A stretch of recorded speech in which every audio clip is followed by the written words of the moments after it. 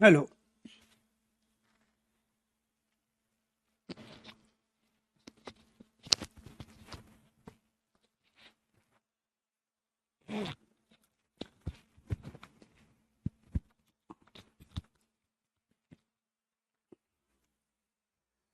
जी नमस्कार साथियों, good morning प्यारे दोस्तों, जय हिंद, वंदे मातरम, राधे राधे। आज की जो हमारी क्लास है उसमें टॉपिक है हमारा संधि के भेद। और इसके अंतर्गत हम संधि वाला टॉपिक पिछली क्लास में अपना शुरू कर चुके थे। और स्वर संधि के जो 5 भेद है उसके बारे में आज हमें यहाँ पे चर्चा करनी है। स्वर संधि के भेद। और दोस्तों ये भेद है हमारे 5। इनमें से पहला भेद है हमारा दीर्घ संधि।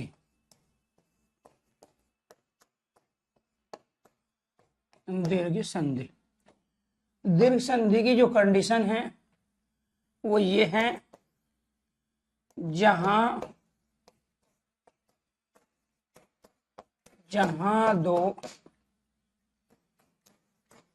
सजातीय, सजातीय का मतलब एक जैसे, जहां दो सजातीय एक जैसे स्वर वर्णों का मेल हो, वो क्या कहलाती है? हमारी दीर्घ संधि। दूसरा, जहां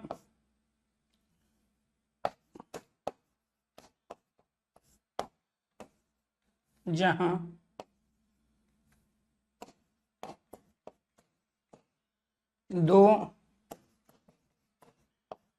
स्वर वर्ण के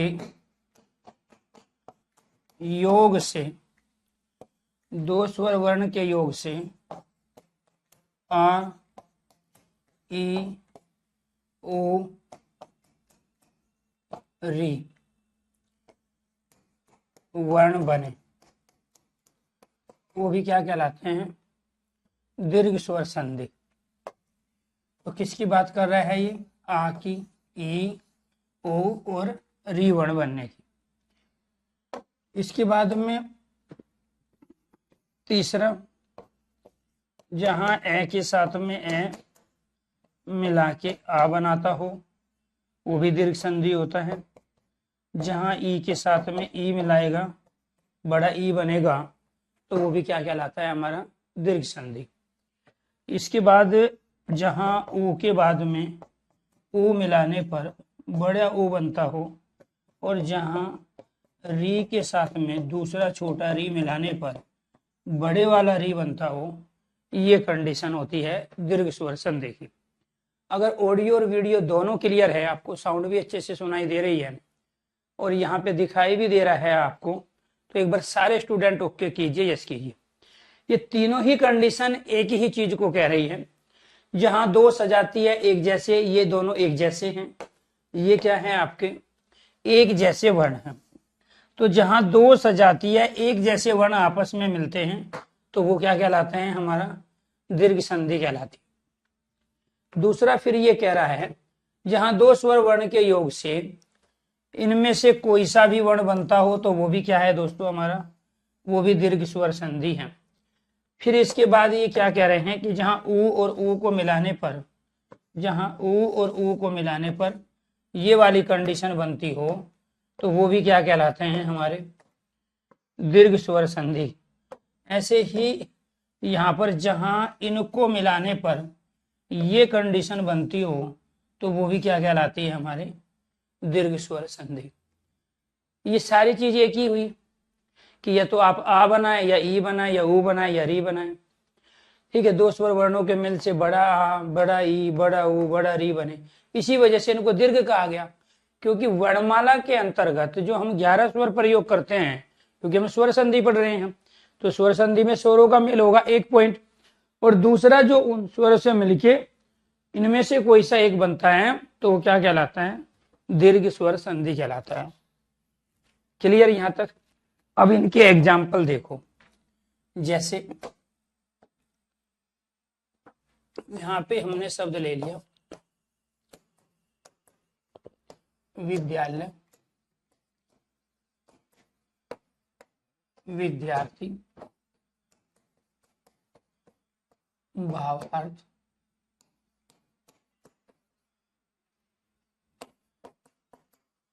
पूरा अवशेष।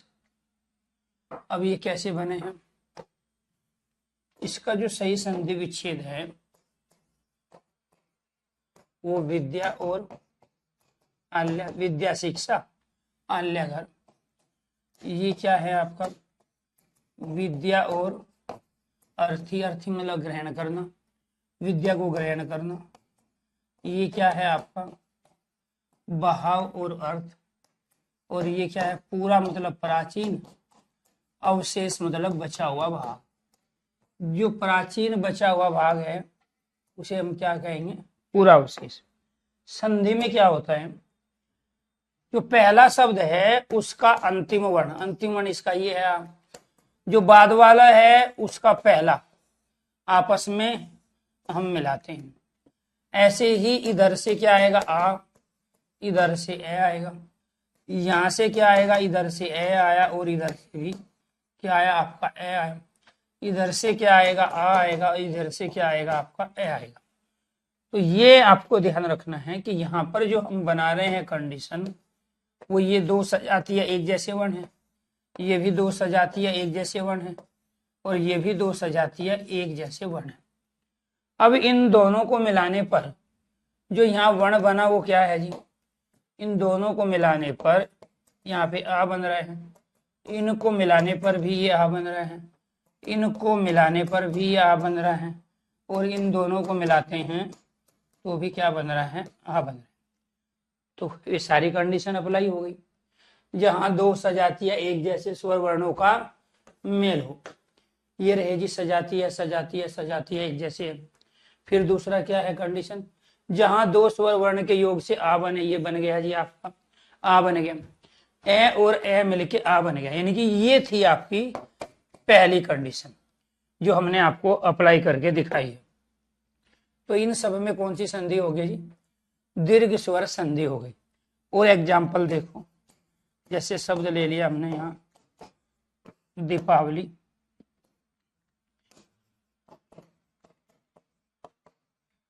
कार्यालय, देवालय,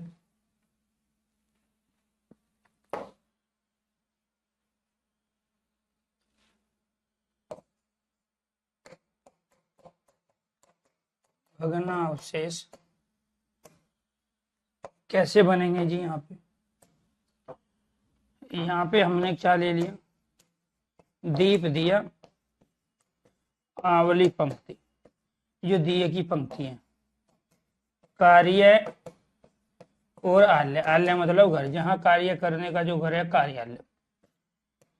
देवताओं का जो घर है वो क्या कहलाया आपका? देवालय कहलाया। यहाँ पर ये क्या है जी? ये भग्न, और ये क्या है आपका? ये इसको थोड़ा सा सही लिखो,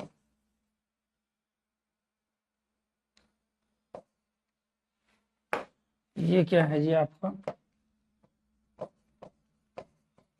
अवशेष।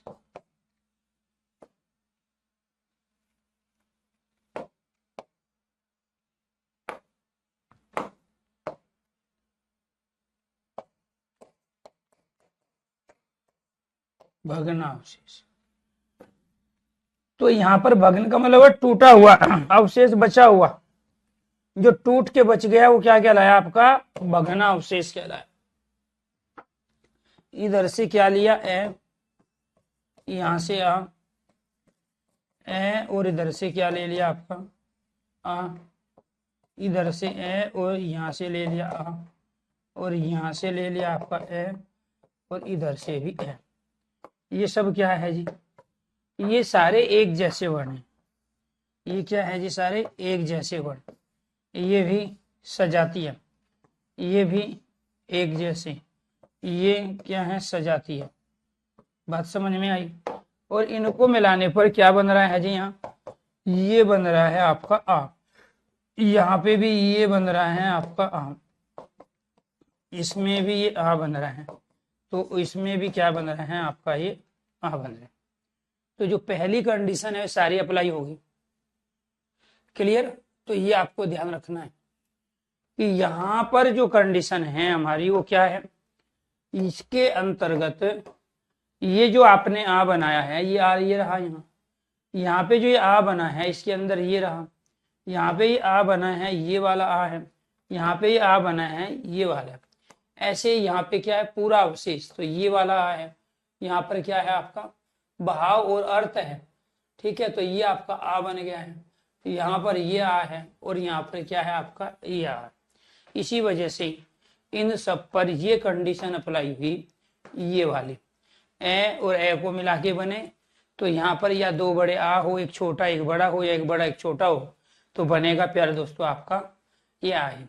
तो जहाँ दो सजातीय एक जैसे स्वर वर्णों का मेल होता है दीर्घ संधि, जहाँ दो स्वर वर्णों के योग से आ बने, ये कंडीशन आपको दिखा दी गई है, तो वो क्या कहलाता है आपका दीर्घ संधि। यहाँ तक किसी का कोई डाउट है तो वो अपना डाउट ले सकता है, पूछ सकता है। यहाँ से क्वेश्चंस क्या पूछेगा आपसे, या तो वो संधि विच्छेद देगा और पूछेगा 4 शब्द देके कि इनमें से कौन सा शब्द बनेगा, या फिर वो शब्द दे देगा और 4 ऑप्शन संधि विच्छेद के होंगे, या फिर वो कहेगा कि बताओ कौन से 2 वर्णों के मेल से विद्यालय शब्द बना है। तो 4 ऑप्शन में आपको इन वर्णों को दिखाएगा जो कि स्वर वर्णों को आपस में जोड़ा गया है। इसके साथ साथ आपको यहाँ दूसरी चीज ये भी समझनी है, यदि हम ए के साथ में ए को लाएंगे तो भी प्यारे दोस्तों क्या बनेगा, आ ही बनेगा। यदि यहाँ एक छोटे के साथ में एक बड़ा लाएंगे तो भी ये आ ही बनेगा। जब एक बड़े के साथ में दूसरा बड़ा आएगा तो भी प्यारे दोस्तों आ ही बनेगा। और जब एक बड़े के साथ में एक छोटा आएगा तो भी आ ही बनेगा। इसी को कहते हैं सजातीय। इसी को क्या कहते हैं, सजातीय वर्ण कहते हैं। ऐसे ही जब एक छोटे के साथ में दूसरा छोटा ई आएगा तो बड़ा ई बनेगा। यहाँ पे एक छोटे के साथ में जब बड़ा ई आएगा तो भी यही बनेगा। 2 अगर बड़ा ई आता है प्यारे दोस्तों तो भी बड़ा ई बनेगा। और यहाँ एक बड़े ई के साथ में एक छोटा ई आएगा तो भी आपका ये बनेगा। ऐसे ही यहाँ छोटे ऊ के साथ में जब छोटा ऊ मिलाएंगे तो ये बड़े वाला ऊ बनेगा। ऐसे ही प्यारे दोस्तों एक छोटा ऊ हो और एक बड़ा ऊ हो तो भी हमारा क्या बनेगा, बड़ा ऊ।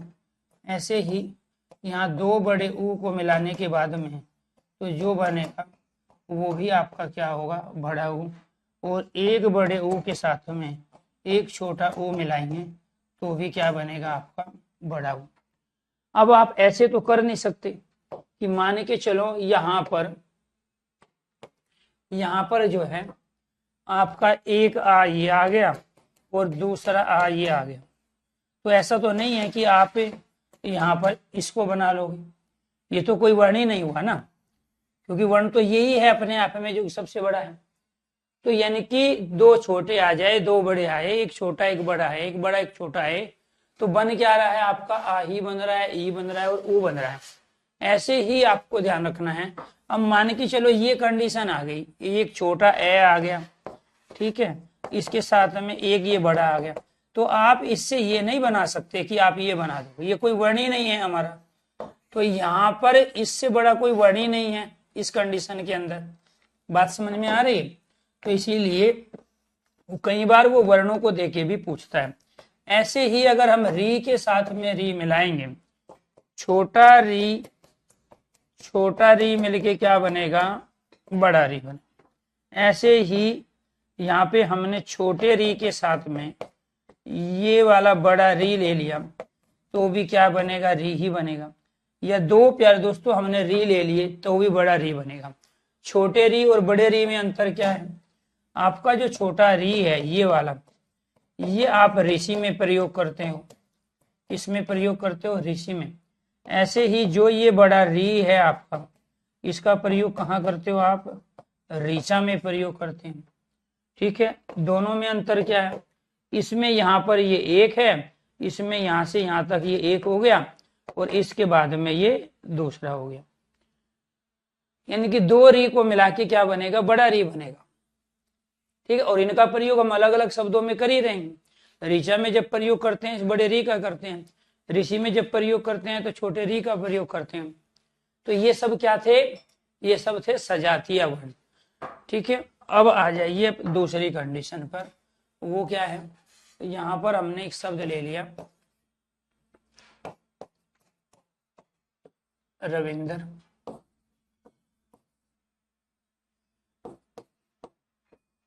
कविंदर,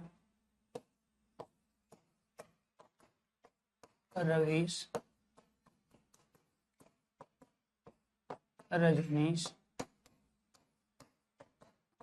नधीश और कपीश। इनमें से बतानी है कि कौन सी वर्तनी इसमें से अशुद्ध है।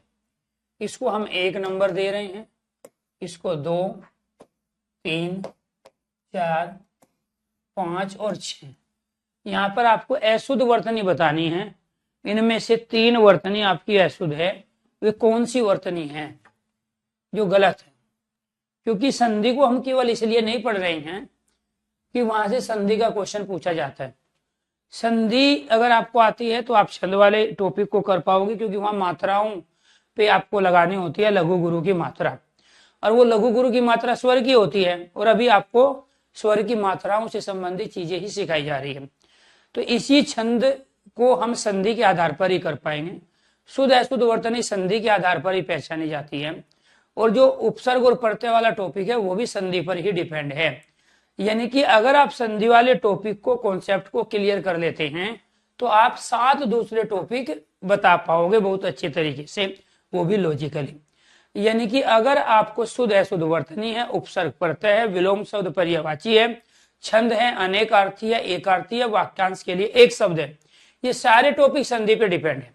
संधि कंप्लीट तो इसके अलावा 7 और टॉपिक यहाँ पे क्या है आपके कंप्लीट होंगे। इसमें से अशुद्ध वर्तनी बतानी है कौन कौन सी है। अशुद्ध मतलब गलत वर्तनी। ठीक है, जैसे इन्होंने बताया 1, 2, 3 जो है विवेक बता रहे हैं कि इनकरेक्ट है। ठीक, जी जी। उर्मिला यादव कह रहे हैं कि सभी सही है। ठीक है, वेरी गुड। इसके अलावा और सबका ऑप्शन आना चाहिए। इसको आप ABCD भी मान सकते हैं, ABCDE और F। और इनमें से आपको क्या बताना है कि गलत अशुद्ध वर्तनी कौन कौन सी इसके अंतर्गत है। ठीक है, जरूरी नहीं वो संधि में इसको लेगा। तो ये क्या है जी आपका? ये रवि और इंद्र से मिलके बना है। ये किससे मिलके बना है जी? ये कवि और इंद्र से मिलकर। समाज में पहले इस रूप में थी। तो संधि का काम क्या है? 2 पुराने शब्दों से नए शब्द का निर्माण करना, और वो भी 2 निकटवर्ती वर्णों को आपस में मिलाकर। ये क्या है जी आपका? ये नदी और ईश है।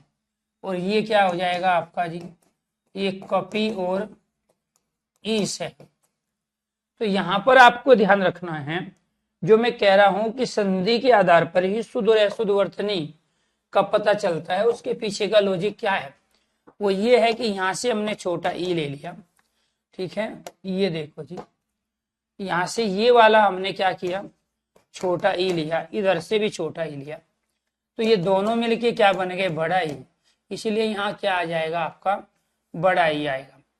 ऐसे ही यहाँ पर हमने क्या किया? छोटा ई, इधर से भी छोटा ई लिया, यहाँ से भी ये हमने छोटा ई, और इधर से क्या ले लिया? बड़ा ई। यहाँ पर ये क्या है? ये बड़ा ई है, इधर भी बड़ा ई है। यहाँ पर क्या है? ये बड़ा ई है, और इधर भी आपका बड़ा ई है। यहाँ पर क्या है? ये छोटा ई है, और इधर इसमें क्या है? बड़ा ई। तो इन दोनों को मिलाने पर ये क्या बन रहे हैं? इन दोनों को मिलाने पर ये बड़ा ई बन रहा है, इसलिए यहाँ बड़ा ई आएगा। इन दोनों को मिलाने पर ये भी बड़ा ई बन रहा है, इसलिए बड़ा ई। इन दोनों को मिलाने पर बड़ा ई बन रहा है, इसलिए यहाँ बड़ा ई आएगा। इन दोनों को मिलाने पर ये भी यही कंडीशन है, और इन दोनों को मिलाने पर ये भी बड़ा ई बन रहा है, और यहाँ इन दोनों को मिलाने पर ये भी क्या बन रहा है आपका बड़ा ई, इसीलिए ये भी बड़ा ई बनेगा। इनमें कोई भी वर्तनी गलत नहीं थी, इनमें सारी की सारी वर्तनी, ये भी वर्तनी सही है, ये भी सही है, ये भी वर्तनी सही है, ये भी सही है, और ये वर्तनी भी सही है। क्लियर। तो जो ये कह रहे थे 3 4 5 रोंग है, कुछ कह रहे थे 1 2 रोंग है, तो ये सारी की सारी सही है, इनमें से कोई भी वर्तनी गलत नहीं है। वो चूंकि आपने किताबों में पढ़ा है और उन्हीं किताबों के पहले पेज पे लिखा हुआ है जिसमें से आपने गलत पढ़ा है, जिसकी वजह से आप यहाँ गलत बता रहे थे। किताबों के पहले पेज पे लिखा है किसी भी त्रुटि के लिए प्रकाशक, विक्रेता, लेखक जिम्मेदार नहीं होगा। क्लियर। तो इसीलिए आपको ध्यान रखना है, ये वर्तनी के रूप में भी पूछेगा, पर्यायवाची में भी पूछेगा। कैसे?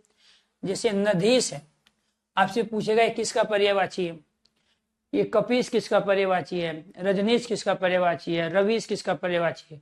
तो इन सबके पर्यायवाची आपसे पूछे जाएंगे। कपि कहते हैं बंदर को, ईश स्वामी, तो जो बंदर का स्वामी है वो कौन है? हनुमान है। तो कपीस किसका है जी पर्यायवाची? कपीस पर्यायवाची है हनुमान। तो पर्यायवाची किससे सीखा जाएंगे? संधि के माध्यम से। नदी का जो स्वामी है वो क्या कहलाता है? नदी का स्वामी कहलाता है सागर अर्थात समुद्र। रजनी कहते हैं रात को, ईश स्वामी, रात का जो स्वामी है वो कौन है?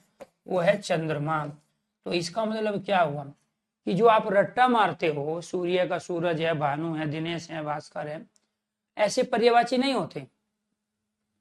पर्यायवाची तो संधि के आधार पे होगा।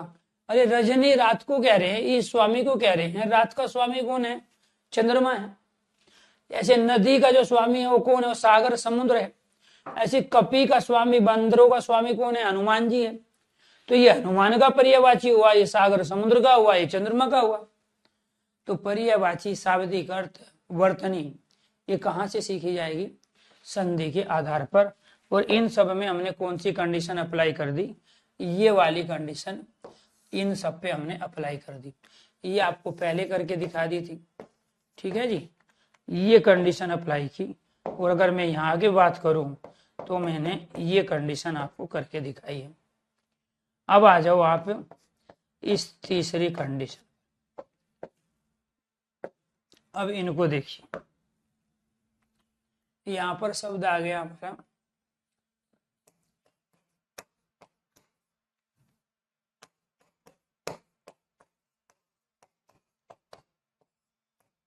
गुरु उपदेश,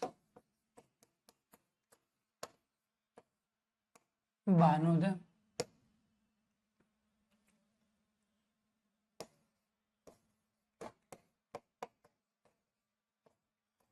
वधोत्सव,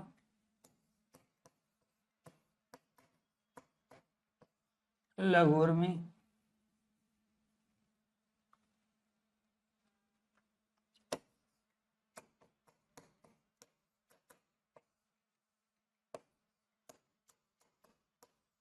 मंजूषा।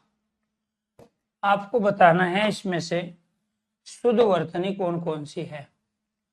इसमें क्या बताना है?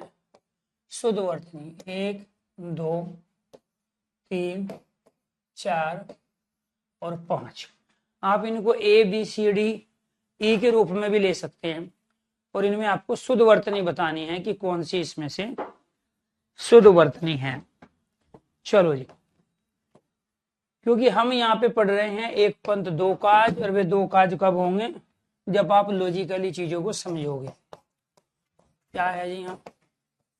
यहाँ गुरु और उपदेश, ये क्या हुआ है? भानु और उदय। सब बच्चों का, जितने भी बच्चे लाइव हैं, सबका कमेंट आना चाहिए। वधु और उत्सव, ये क्या है? लघु और उर्मी, ये क्या है? मंजू और उत्सव। यहां पर क्या हो गया ये?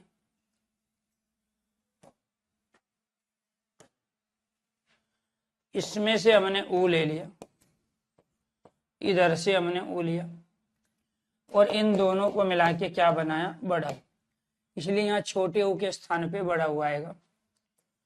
ऐसे ही यहाँ पर क्या छोटा ऊ, इधर से भी क्या है छोटा ऊ, इन दोनों को मिला के क्या बना, बड़ा ऊ, इसलिए यहाँ भी बड़ा ऊ आएगा। यहाँ पर क्या है, ये छोटा ऊ है, इधर भी क्या है छोटा ऊ, इन दोनों को मिला के क्या बनेगा, बड़ा ऊ, यहाँ पे भी बड़ा ऊ आएगा। ऐसे ही यहाँ पर क्या है, ये छोटा ऊ, इधर से भी क्या है छोटा ऊ, इन दोनों को मिला के क्या आएगा, बड़ा ऊ।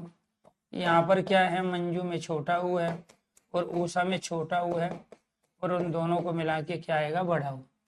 तो इनमें गलती क्या क्या थी जी, इनमें गलती ये थी, यहाँ छोटे ऊ के स्थान पे बड़ा ऊ, छोटे ऊ के स्थान पे बड़ा ऊ, छोटे ऊ के स्थान पे बड़ा ऊ, छोटे ऊ के स्थान पे बड़ा ऊ, और यहाँ छोटे ऊ के स्थान पे बड़े वाला ऊ आएगा, तब ये सही होगा। ठीक है, तो यहाँ पर क्या था, ये पांचों के पांचों गलत थे, ये पांचों के पांचों क्या थे, गलत थे। ठीक है, तो इसलिए आपको लॉजिक पता होना चाहिए, रट्टा नहीं मारना है, रट्टा बिल्कुल नहीं मारना है। तो यहाँ पर ये गलती थी जी आपकी, यहाँ पे इसकी गलती थी, यहाँ पे इसकी गलती थी, यहाँ पे इसकी गलती थी, और यहाँ पर ये बड़े ऊ की गलती थी। तो यहाँ पर क्या हो जाएगा जी, ये बड़ा ऊ हो जाएगा आपका, यहाँ पे भी ये बड़े ऊ की मात्रा आएगी, यहाँ पे बड़े ऊ की मात्रा आएगी, यहाँ पे बड़े ऊ की मात्रा आएगी, और यहाँ पे अब ये सारी वर्तनी क्या हो गई आपकी, सही हो गई। क्लियर। तो यहाँ आपको ध्यान क्या रखना है, जब हम प्यारे दोस्तों आधे रह के साथ में छोटा ये ऊ मिला रहे हो, तो ये क्या होता है आपका, ये वाला ऊ, और जब इस आधे रह के साथ में बड़े वाला ऊ मिला रहे हैं, तो ये क्या बनता है आपका, ये यानी कि जहां गुंडी मुड़ी होती है ये तो आपका बड़ा ऊ होता है, और जहां गुंडी नहीं होती है वहां आपका छोटा ऊ होता है। अब इसका प्रयोग कहाँ कर रहे हैं, इसका प्रयोग कर रहे हैं हम अरुण में, इसका प्रयोग कर रहे हैं हम वरुण में, इसका प्रयोग करते हैं हम गुरु में, और इसका प्रयोग कहाँ करते हैं, इसका प्रयोग करते हैं हम रूप में, इसका प्रयोग करते हैं रूपक में, और इसका प्रयोग करते हैं हम गुरु उपदेश में। ये हैं आपके छोटा ऊ और बड़े ऊ की कंडीशन। क्लियर, बात समझ में आई। तो इस तरीके से आपको क्या करना है दोस्तों, यहाँ पे इन कंडीशनों को समझना है। ठीक, कौन सी कंडीशन कर दीजिए हमने कंप्लीट, ये वाली, दो स्वर वर्णों को मिलाकर आपको ई बना के दिखा दिया, आपको ओ भी बना के दिखा दिया, दो सजातियां एक जैसे स्वर वर्णों का मेल हुआ, और वो भी कौन से, दो छोटे ऊ का, या एक छोटे एक बड़े का। अब हम कौन सी कंडीशन करेंगे, अब आ गई बारी इस वाले री की। अब हमें इस री की कंडीशन को और देखना है। यहाँ पर एक दे दिया आपको ये वाला, दूसरा दे दिया आपको ये, तीसरा दे दिया आपको ये, और चौथा दे दिया आपको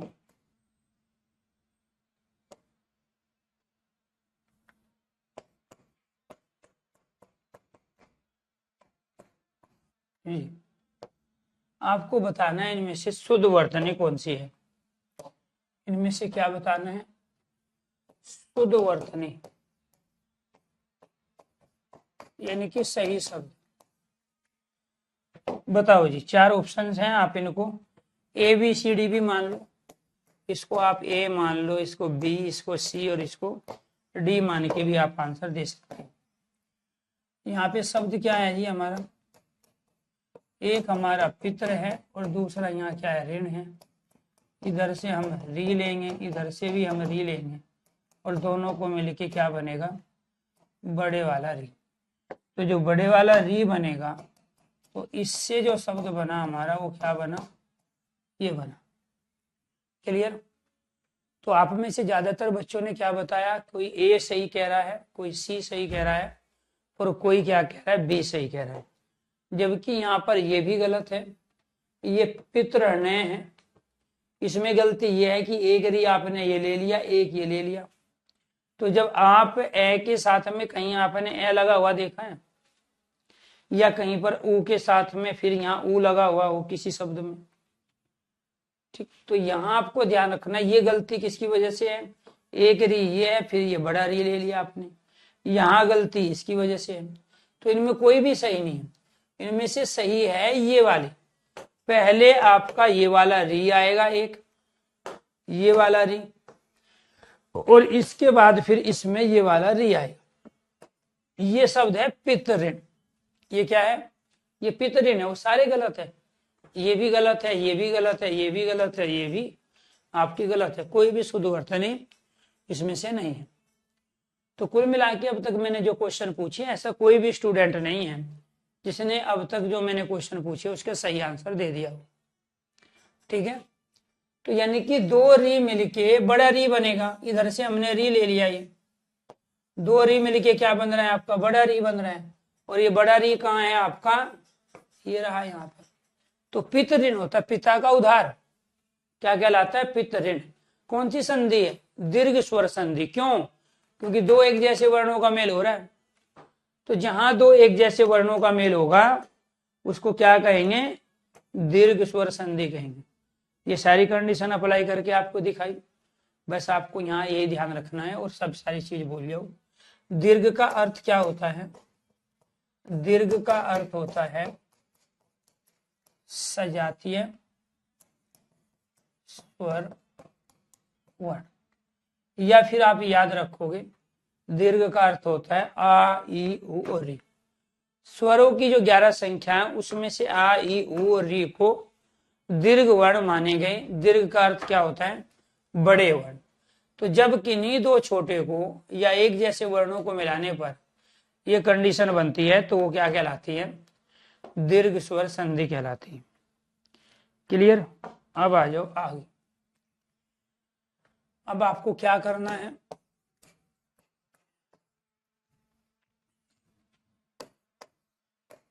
दूसरी संधि है हमारी यण संधि। कहाँ होगी जी यण संधि,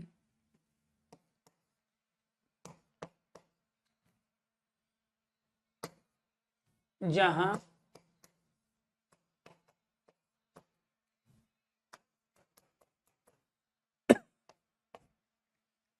जहां शब्द के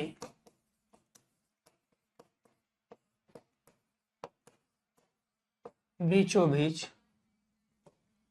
शब्द के बीचों बीच यर है, लैव है, शब्द के बीचों बीच यर है, लैव है, अंतस्थ वर्ण इनको बोलते हैं। यर है, लैव है, अंतस्थ वर्ण, यर है, लैव है, अंतस्थ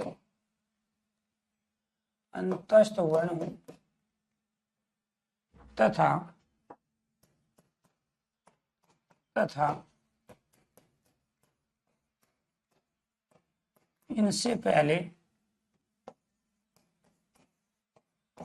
इनसे पहले कोई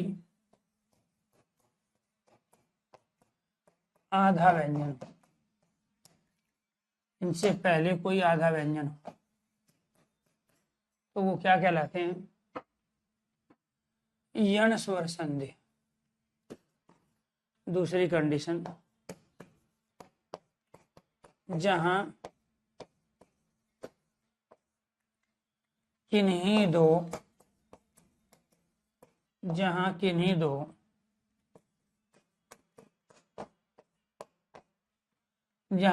दो स्वर वर्णों के मेल से, जहां किन्हीं दो स्वर वर्णों के मेल से ये रे वे वर्ण बने, जहाँ किन्हीं दो स्वर वर्णों के मेल से यह रह वह वर्ण बने, वो भी क्या कहलाते हैं हमारे?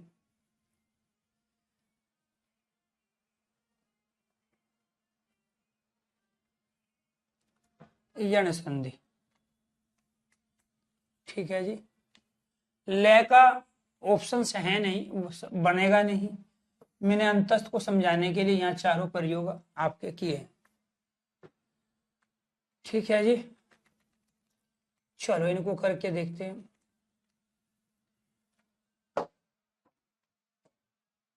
यहां से शब्द ले लिया हमने, इत्यादि।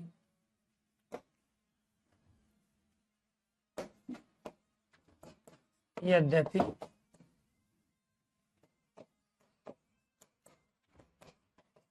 अत्याचार,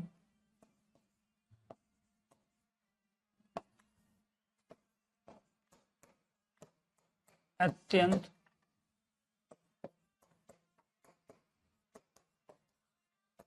अत्यधिक,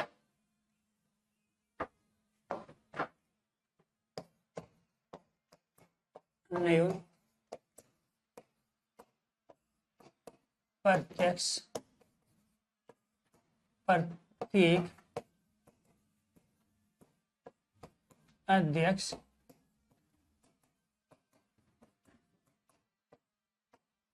अध्यादेश।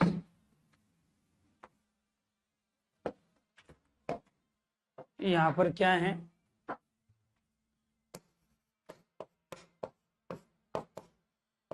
इति और आदि इत्यादि, यदि और अपि यद्यपि,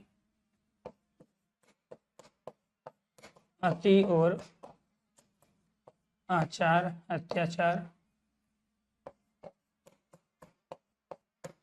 अति और अंत अत्यंत, अति और अधिक अत्यधिक। कौन से दो वर्ण आपस में मिलेंगे? इधर से ई, इधर से या, दोनों मिलके बन गए या, और ये रहा यहाँ पे या। इधर से ई, इधर से है, दोनों मिलके बना ये, और ये रहा यहाँ पे ये वाला ये। क्लियर? यहाँ पर ई, यहाँ पर आ, दोनों मिलके बन गए या, ये रहा या। इधर से ई, ये वाला, इधर से ए, दोनों मिलके बन गई है। यहाँ पर ये छोटा ई, इधर से ले लिया ए, ये दोनों मिलके क्या बन गए? ये बन गए। तो ये आपको ध्यान रखना है जी। तो यहाँ पर क्या हो गया आपका? ये जो बना आपका, ये या बना, यहाँ है, ये बना, या बना, यह बना। यही कह रहे हैं हम कि नहीं दो स्वर वर्णों के मेल से यह बने, रे बने या वह बने। ये बना के दिखा दिया जी आप। जहां शब्द के बीचों बीच यह हो और तथा इनसे पहले कोई आधा व्यंजन हो। यहां देखो, शब्द के बिल्कुल बीचों बीच यह आधा व्यंजन है, शब्द के बीच यह है, यहाँ आधा व्यंजन दे है, शब्द के बीच यह है, यहाँ आधा व्यंजन तय है, शब्द के बीच में यह, यहाँ आधा तय है, शब्द के बीच में यह, यहाँ आधा तय। यदि शब्द के बीच में यह रे ले वे में से कोई एक वर्ण हो, जिनको हम अंतस्थ वर्ण कहते हैं, और उनसे पहले कोई आधा व्यंजन है, तो ये सारे के सारे एग्जाम्पल किसके होते हैं? यण संधि के। यहाँ शब्द के बीच में क्या है? यह आधा है, यहाँ यह आधा तय, यह आधा तय, यह आधा दे, यह आधा दे। क्लियर? एक कंडीशन तो अप्लाई हो गई। अब आप इनका संधि विच्छेद देखो क्या बना, कैसे बना। ये नी और ऊन से मिलके बना है, ये प्रति और अक्ष से मिलके बना है, ये प्रति और एक को मिलके बना है, ये अधि और अक्ष से मिलके बना है, और ये अधि और आदेश से मिलके बना है। कौन से दो वर्ण हैं जी? हाँ, ये वाला छोटा ई और इधर से उ, क्या बन गया आपका यू। ये वाला छोटा ई, इधर से ए, क्या बन गया आपका ये वाला ये। इधर से छोटा ई ये, इधर से आई, ये क्या बन गया आपका यहाँ पर ये वाला ये।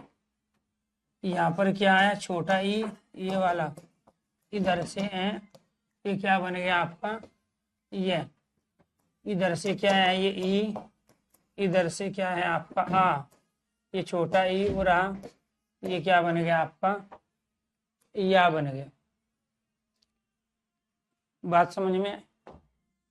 तो यहाँ पर क्या है जी, ये आपका यू बन रहा है, ये आपका ये बन रहा है, ये आपका ये बन रहा है, ये है, और इन दोनों को मिला के क्या बन रहा है आपका ये वाला यह। और इसी वजह से इसको क्या कह रहे हैं हम, यण संधि। अगर यहां तक की सारी कंडीशन क्लियर हो गई हो तो एक बार सारे स्टूडेंट ओके कीजिए, यस कीजिए।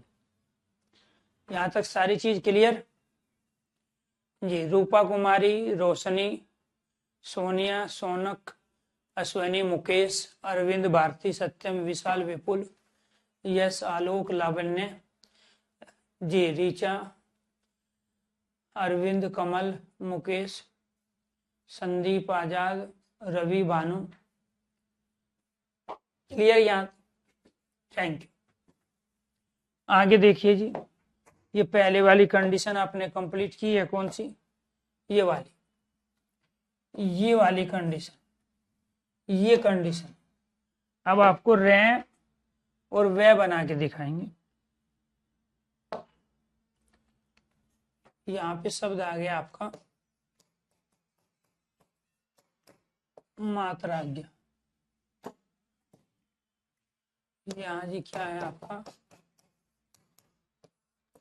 मात्राज्ञा।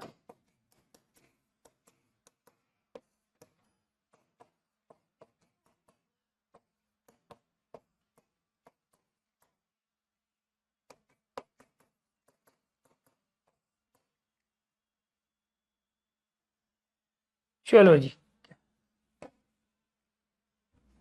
यहाँ पर क्या है ये मात्र और आज्ञा।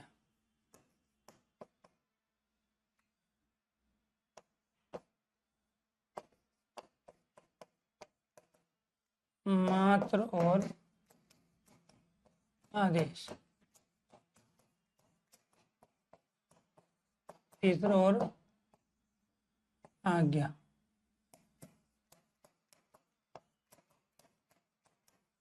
तीसरा और आदेश।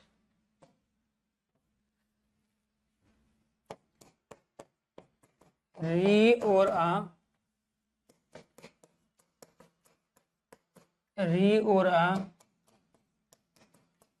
ये री और आ, ये भी आपका री और आ को मिला के बना।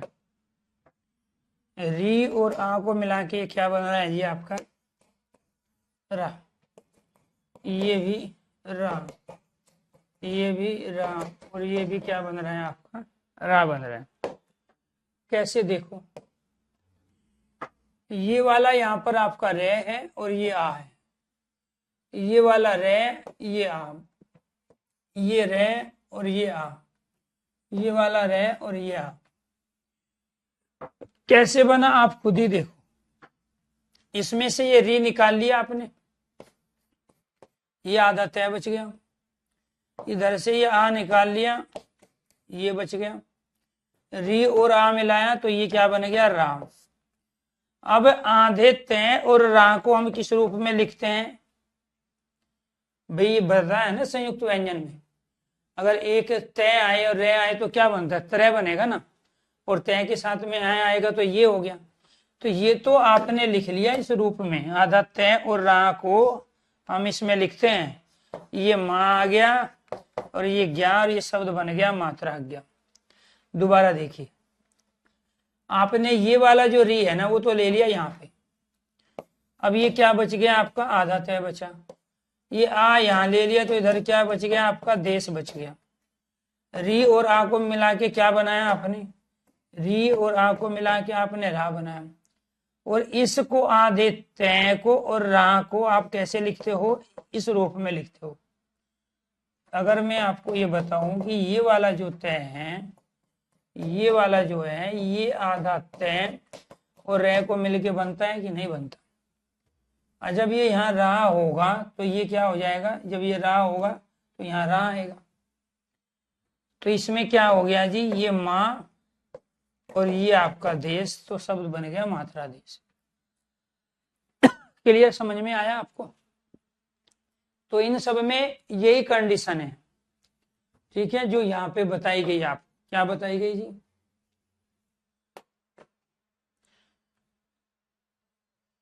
शब्द के बीचों बीच रे बने, ठीक है, पहले कोई आधा व्यंजन हो, किन्हीं दो स्वर वर्णों के मिल से यह बने रे बने।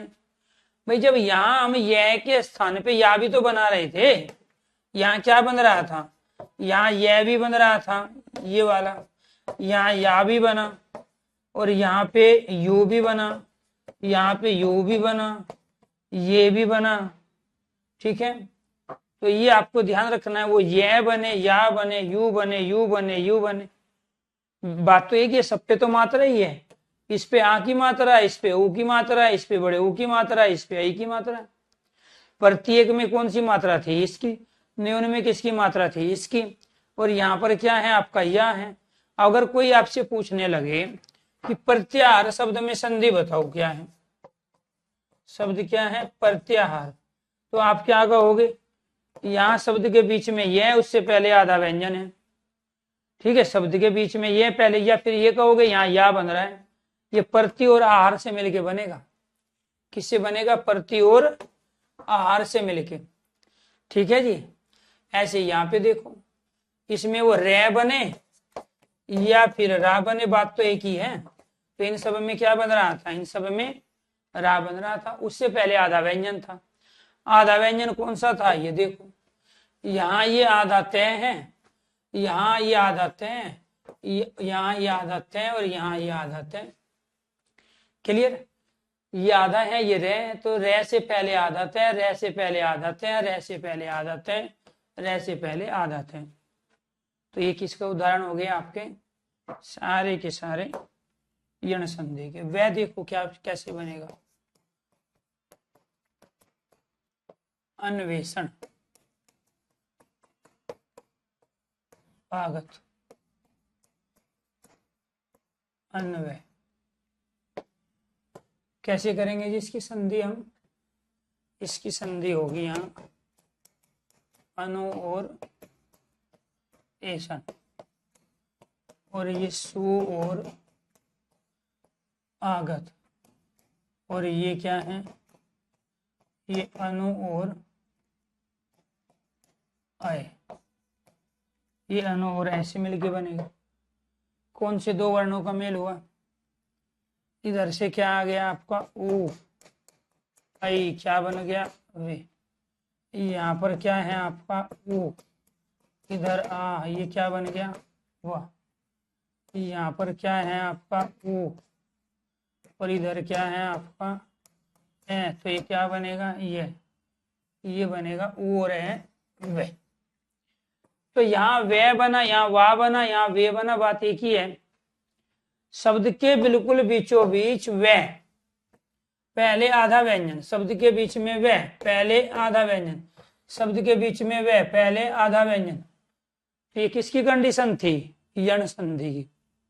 ये किसकी कंडीशन थी, यण संधि की। कैसे बना, ये भी देखो, आपने यहां से ऊ ले लिया, आधा ने बच गया, यहाँ आई ले लिया, आपका ये बच गया, ऊ और आई को मिलाया तो क्या बन गया, अन्वेषण।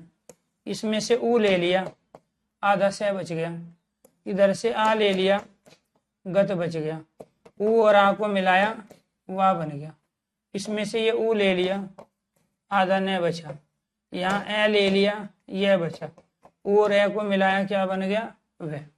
इस तरीके से आपके ये सारे के सारे शब्द बनते हैं। तो कल की क्लास में जो पढ़ेंगे हम वो पढ़ेंगे गुण संधि के बारे में। किसके बारे में? गुण संधि के बारे में। आज के लिए इतना ही। सभी दोस्तों को नमस्कार, धन्यवाद। किसी का कोई डाउट है तो आप डाउट पूछ सकते हैं। आपने दीर्घ संधि की कंडीशन पढ़ी, यण संधि की कंडीशन पढ़ी, इसके अलावा गुण संधि की जो कंडीशन है और वृद्धि और अयादि संधि को कराएंगे कल वाली क्लास में। जी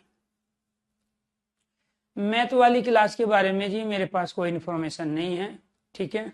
हिंदी के बारे में कुछ पूछना हो, कोई डाउट हो या कोई नोटिफिकेशन या किसी भर्ती के बारे में तो आप पूछ सकते हैं। सबके कमेंट आ रहे हैं यहाँ पे, ठीक है जी। उमा जी आपके भी आ रहे हैं, उमा शंकर जी, सचिन, किसी भी तरह का और कोई डाउट किसी के मन में हो संधि को लेके, क्योंकि हम यहाँ केवल संधि नहीं कर रहे हैं, शुद्ध वर्तनी कर रहे हैं, उपसर्ग कर रहे हैं। ये क्या थे? इसमें अनुपसर्ग है, इसमें सुपसर्ग है, इसमें अनुपसर्ग है। कब बताओगे? जब आपको संधि आती हो, ठीक है। ये कब बता पाओगे जी? इसमें यहाँ पे इसमें नि उपसर्ग है, प्रति उपसर्ग है, प्रति उपसर्ग है, अधि उपसर्ग है, अधि उपसर्ग है। कब बता पाओगे? ठीक है, जब आपको संधि का ज्ञान हो। यहाँ पे इसके अंतर्गत क्या है? अति उपसर्ग, अति उपसर्ग, अति उपसर्ग। यहाँ पे प्रति उपसर्ग है, प्रत्योहार, ठीक है। तो जब एक बच्चे का डाउट आ गया है उसको डाउट को भी ले लेते हैं, ठीक है। तो यहाँ आपको ये ध्यान रखना है, ये जो है ना, एक तो शब्द आपका ये हो गया, आपका ये पितऋण नहीं है, ये तो पितृण है। आप उच्चारण करो इसका, आपका पितऋण शब्द तो ये है, ये वाला। अब इसको पितऋण को आप लिखोगे, इसका जब संधि विच्छेद करोगे वो तो ये करोगे ना आप, और जब इसका संधि विच्छेद करोगे तो इसका क्या करोगे आप? पित और ऋण करोगे।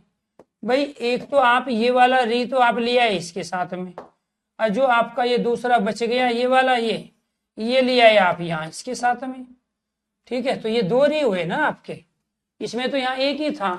तो यहाँ पितृण है तो पितृण होता है पिता का उधार। क्लियर?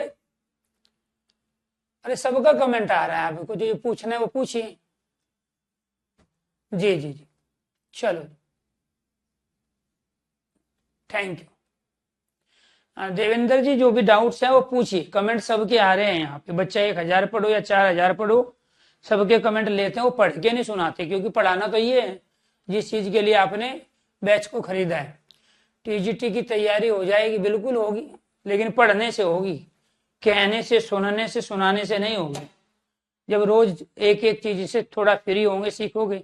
आज क्या सीखे आपने?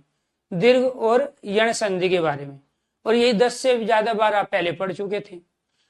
तो यानी कि उपसर्गों की पहचान, शुद्ध वर्तनी की पहचान, पर्यायवाची की पहचान किसके माध्यम से करा रहे हैं? संधि के माध्यम से। इसीलिए आपको ये ध्यान रखना है, जब भी आप संधि विच्छेद करोगे तो दोनों का मीनिंग होना चाहिए। अब इसमें तो इसका तो मीनिंग था पितृ पिता, लेकिन इसका तो कोई मीनिंग नहीं है। यहाँ पे पितृ और ऋण, तो पिता का जो उधार है, समाज में तो पहले ये दो शब्द थे, तभी तो जाके ये बने। तो संधि विच्छेद हमेशा कौन सा सही होगा? जहां दोनों शब्दों के अर्थ होंगे। अब मान के चलो मैं यहाँ एक शब्द ले लेता हूं, और वो शब्द ले लिया मैंने भावार्थ। अब इस भावार्थ के मैं अलग अलग टुकड़े करता हूं। एक भाव और ये ले लिया मैंने, दूसरा ले लिया मैंने यहाँ पर ये वाला, तीसरा ले लिया मैंने यहाँ पर ये वाला, चौथा ले लिया मैंने यहाँ पर ये वाला। और भी कोई टुकड़ा कर सकते हैं क्या? ठीक है। इसके बाद में यहां ले लिया हमने,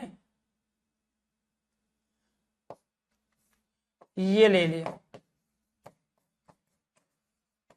अब कोई आपसे पूछने लगे ये 5 ऑप्शन आपके पास हैं, इसमें से संधि विच्छेद बताना है, कौन सा सही है?